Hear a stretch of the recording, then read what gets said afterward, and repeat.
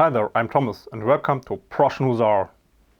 In today's episode, we have a look at the start of my riding skills with mounted weaponry. In total, this will be a 3-part series with the progress over the last year. I am about to describe how I started, was trained and trained myself together with a horse.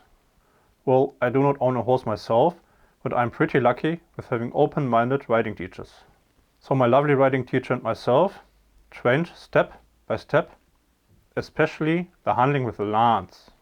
Because of our rather busy schedule, it was not as regular as it should have been, but nonetheless we were able to make some progress. For this I looked into the sources, like the manual for training of the cavalry.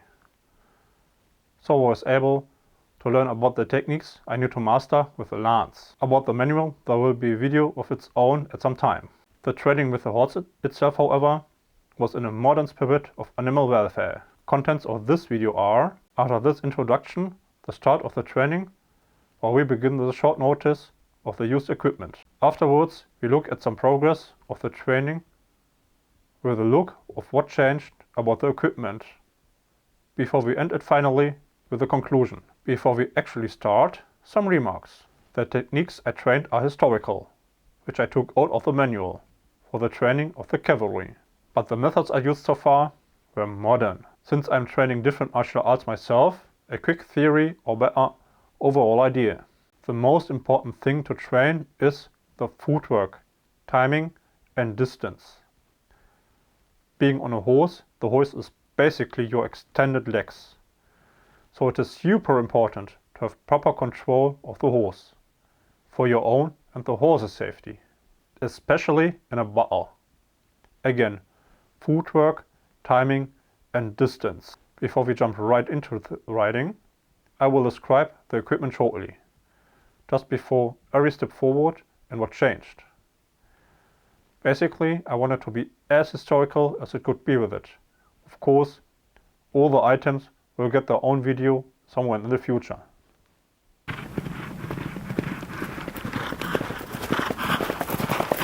And now let's have a look at the equipment. Well, on my upper body I wore exactly that what I'm wearing right now. A shirt underneath that I made myself.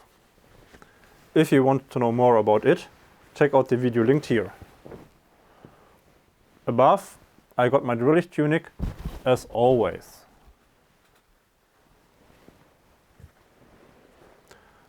The lower half of my body was wrapped with these underpants and riding pants in Husar style above. Both were made by myself too. Additionally, I wore 1914 style shoes.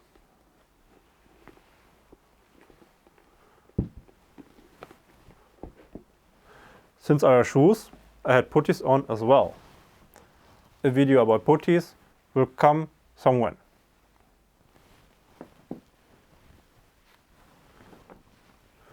Because if I learned something from Danger Iron, it sure is safety first.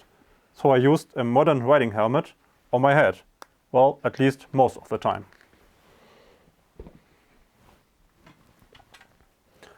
As the very first step, I started out to practice with a sword. Or D.V.E, which is actually an original. Since I'm training Olympic fencing, I'm used to having a blade in my hand. It was easier first to get to know mounted fencing this way. And now moving on to the actual riding.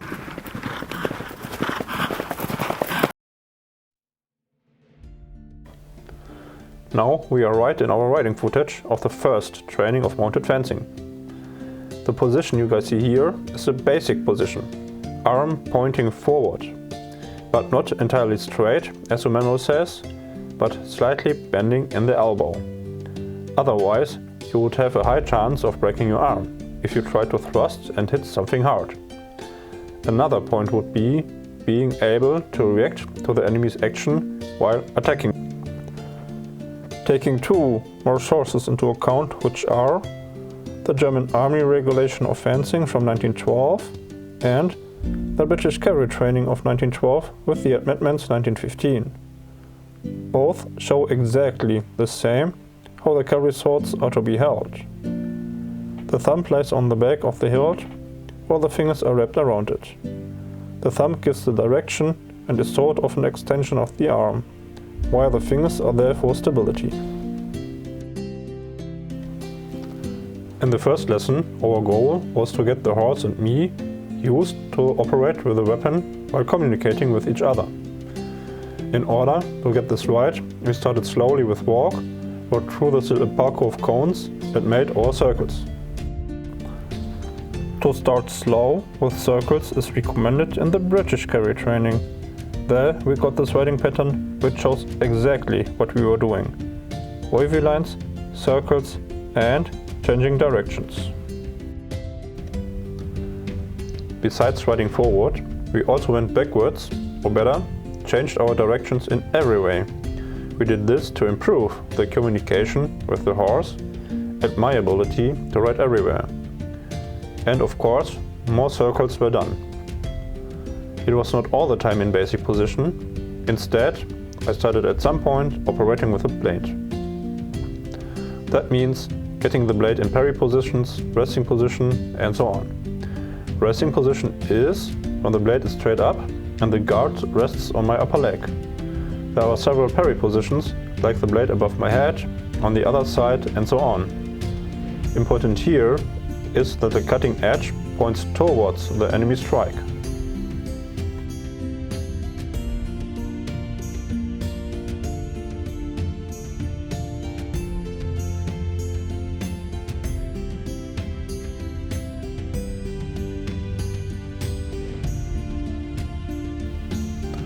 I should mention that at this point I just finished the riding pants and so they were a little bit stiff.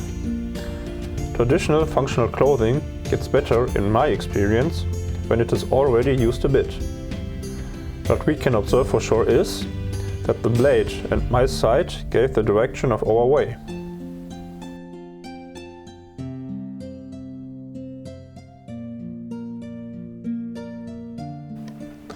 And of course, more circles were done and getting better with every round. Interesting here is that we even can see how much brain work it is for the horse. We were getting more confident with every round.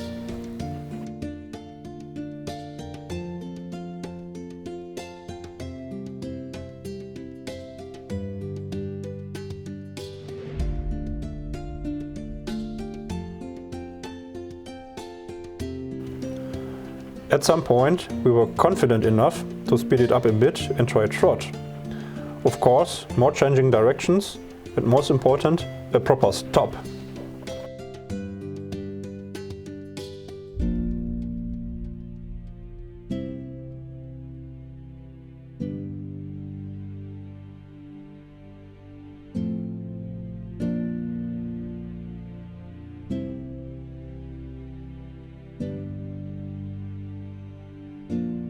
Then more circles with a changing pattern. And round we rode. This might seem a bit boring, but actually this is the basic for everything else to come. This is what basic footwork looks like. If the basics are not trained good, everything else won't work. Circles and changing diameters and directions had to be followed. What we cannot hear here are the instructions of my riding teacher who told me where to ride and what to do. So I had to react spontaneously. And we can also recognize that my shoulder was getting tired after a while, since my arm was not straight up anymore, but gradually lowering.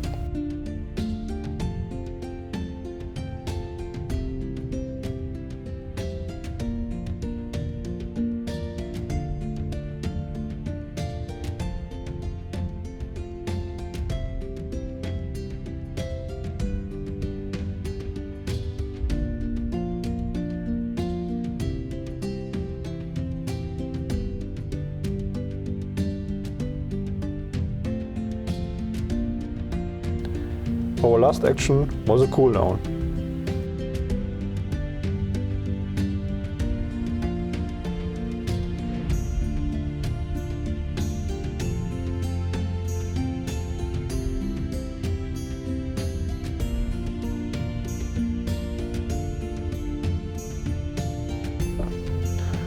Well, our almost last one. The real last one was a short film and photo session with me wearing my restored original steel helmet of 1916.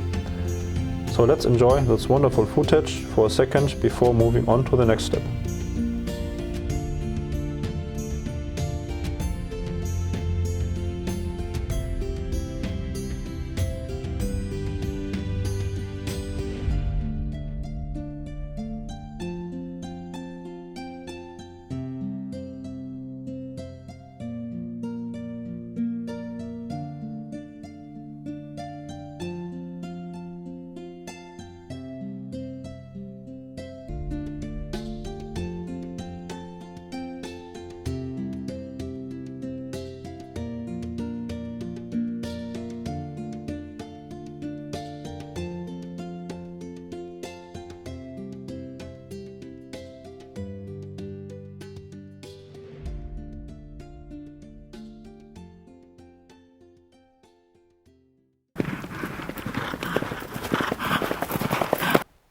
And now again to the equipment.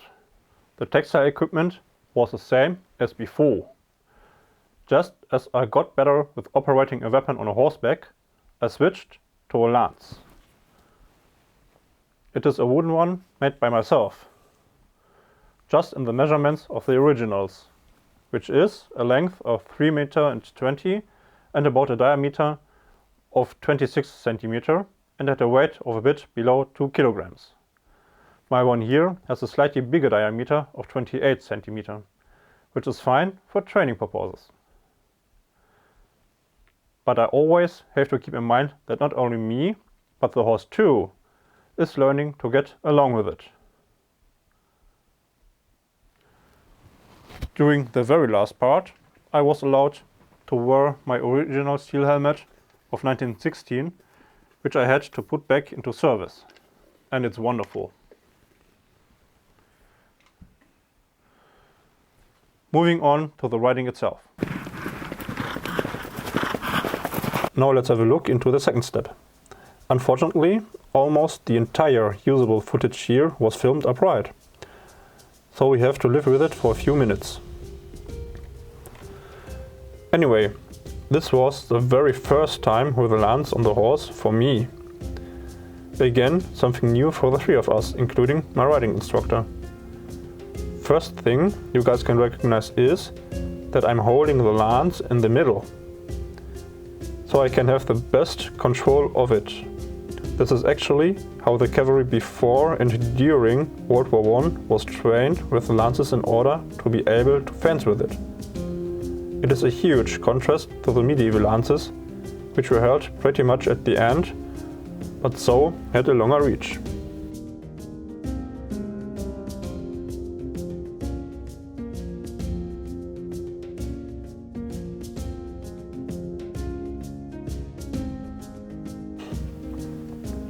First, the horse and I had to get used to operating with the lance. In total, we can observe a step forward in comparison to the first lesson. Footwork and communication between us has gotten better.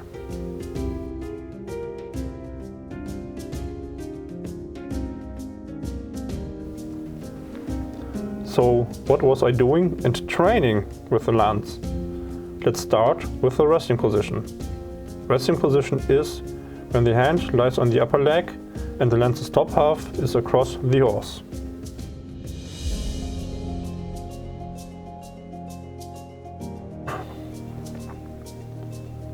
The poking you can observe every now and then are thrusting movements. There were two kinds of thrusting, direct and indirect, or active and passive. Direct or active means you actively move your arm with the lance for thrusting. Indirect or passive means you hold your lance and ride to your opponent like in medieval times.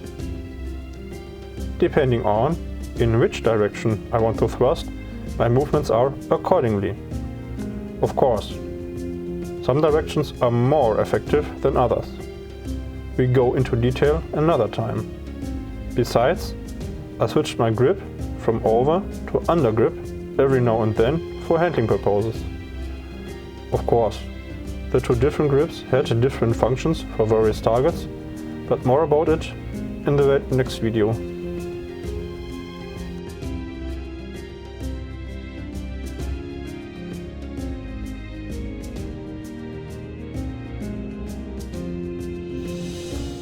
As targets, we used cones for ground level targets, since the horse knew them already. Main focus of this session was to get the horse and me used to the lance, doing a lot of handling. Furthermore, going for targets was the first foundation to get a feeling about the right distance and timing for the thrusts.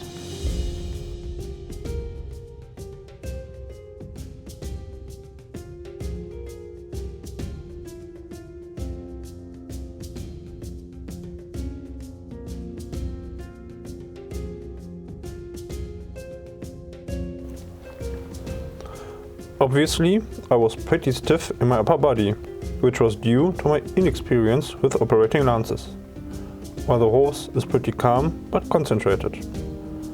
So it was not easy to let the tension in my muscles go and be able to move better around.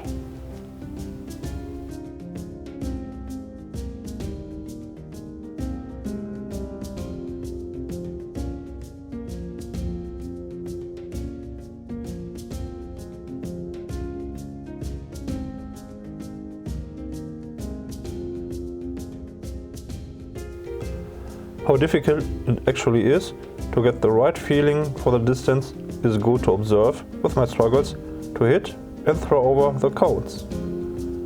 At first, I usually touch them slightly, if at all. The best example here is now this short section. I was trying to hit the cone and wrote several attacks, but always got the distance wrong. Additionally, my timing was not the best for my thrusts either.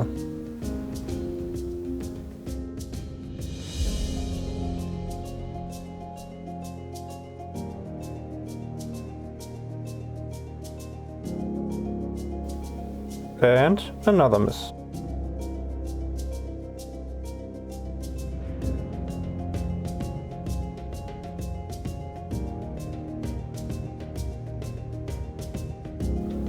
And yet another miss. We can acknowledge here for sure how hard and how much training it requires to get the right feeling, not only for the distance, but the timing as well.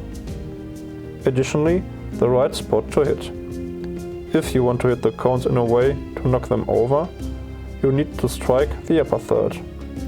Otherwise, they will not tip over, but stand, while you have to go for another attack.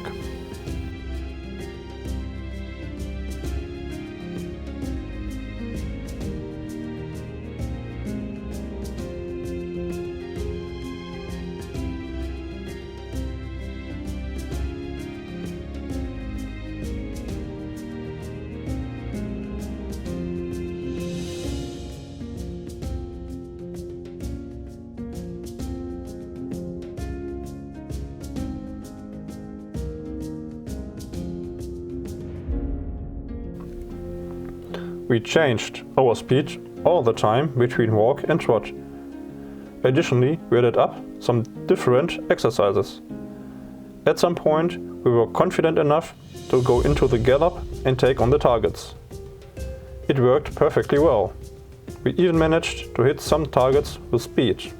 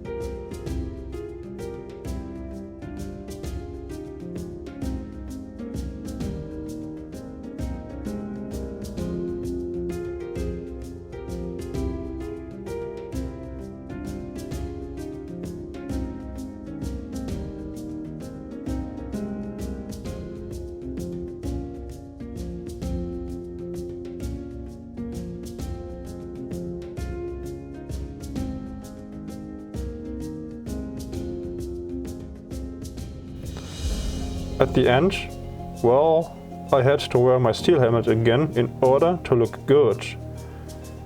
Enjoy the footage.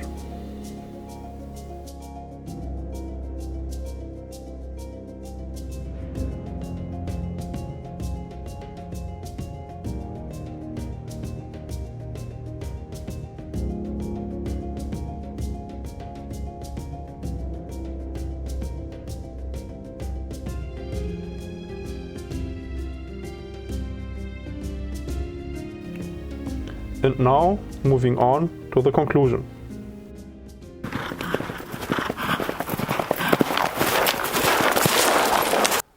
Now looking back, what can we say? We started slowly, first, just with the blade and limited operations. That actually seems to have been the right approach for it. It worked so far pretty good, and all the historical equipment worked really well. What can I say for sure is that the writing feels a bit different with the historical parts. Pattern and material both are far different from modern ones. The following step, testing the lance, worked a bit better than expected. But we know there still is a lot to learn and to do. The horse and myself became step by step a better team. Additionally, we got more and more used to doing weird stuff together. Our communication improved as well by our training. It sure is an exceptional way of riding and operating on a horse. It just needs more training and testing. Comparing fencing and training with a blade and a lance, I sure can say that operating with a lance is far more fun.